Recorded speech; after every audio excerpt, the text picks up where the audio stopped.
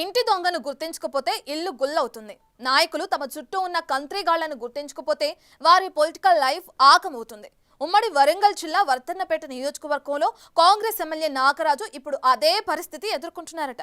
ఆ ఎమ్మెల్యే చుట్టూ చేరిన అనుచర గణం తీరుతో ఆయన అభాసు పాలవుతున్నారట. ఇంతకీ ఎమ్మెల్యే నాగరాజుకి ఆ పరిస్థితి ఎందుకు వచ్చింది? ఆయన చుట్టూ జరుగుతున్న గూడు పుటాని ఏంటి?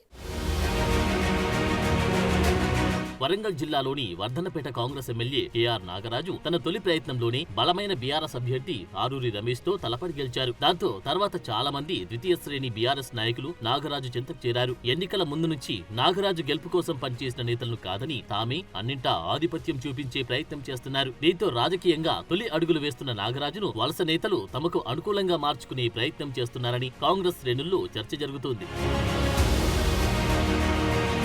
అంతేకాదు ఎమ్మెల్యే తమ మాట జవదాటడని చెబుతూ ఇష్టానురీతిన సెటిల్మెంట్లకు పాల్పడుతున్నారనే ఆరోపణలు గుప్పుమంటున్నాయట. పర్వతగిరి మండలానికి చెందిన ఓ నాయకుడు తన గ్రామంలోని సివిల్ పంచాయతీల్లో తలదూర్చి ఇరు వర్గాల నుంచి ₹1,00,000 సెక్యూరిటీ డిపాజిట్ల పేరుతో వసూలు చేస్తున్నారట. మరోవైపు నియోజకవర్గ పరిధిలో పనిచేస్తున్న ఎస్ఐలు సైతం నిబంధనలు అతిక్రమించి ఇష్టారీతిన వ్యవహరిస్తున్నారని ఆరోపణలు వినిపిస్తున్నాయట.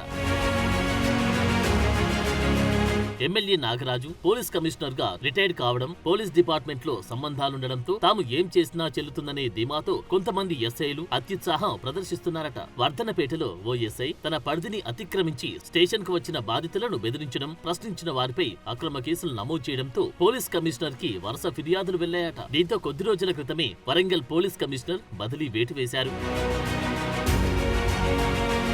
పర్వతగిరి సర్కిల్ పరిధిలో పనిచేస్తున్న మరో ఎస్ఐ అక్రమ ఇసుక రవాణాకి వంత పాడుతూ నెలవారీ వసూలు చేపడుతున్నారని ఆరోపణలున్నాయట. ఎమ్మెల్యే నాగరాజు తమ డిపార్ట్మెంట్ నుంచే వచ్చారు కాబట్టి తాము ఏం చేసినా అడిగేవారు లేరని ప్రచారం చేసుకుంటుండటంతో బాధితులు ఎవరూ ఎమ్మెల్యేకు పోలీసుల తీరుపై ఫిర్యాదు చేసేందుకు సాహసించడం లేదని టాక్ వినిపిస్తోంది.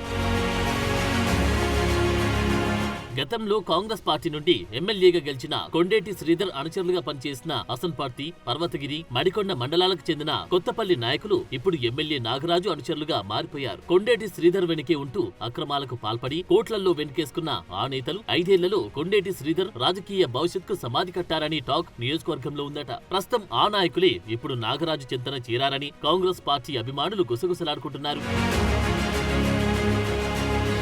పర్వతగిరి మండలానికి చెందిన ఓ నాయకుడు సెటిల్మెంట్ల దందాకు తెరలేపి ఎమ్మెల్యేని కూడా పంచాయతీలు చేయమంటున్నారని స్థానికంగా ప్రచారం జరుగుతోంది. పంచాయతీ సెటిల్మెంట్ కావాలంటే తాను చెప్పినన్ని డబ్బులు ముట్ట చెప్పాలని బెదిరింపులకు దిగుతున్నారట. ఓ నాయకుడు గత 6 నెలల కాలంలో పంచాయతీ జమానత్ పేరు మీద బాధితుల వద్ద 80 లక్షలకు పైగా వసూలు చేశారట. మరో నాయకుడు అమాయకుల ఇళ్ల స్థలాలను, అసైన్ భూములను బెదిరిస్తూ లక్షల్లో డబ్బులు డిమాండ్ చేస్తున్నాడట. ఈ విషయంపై కొంతమంది బాధితులు స్వయంగా జిల్లా కలెక్టర్ కు ఫిర్యాదులు సైతం చేశారు. అయితే ఇలాంటి వారు ఎమ్మెల్యే సపోర్ట్ తోనే ఇలా బరితెగించారు అని గ్రామాల్లో చర్చ జరుగుతోంది.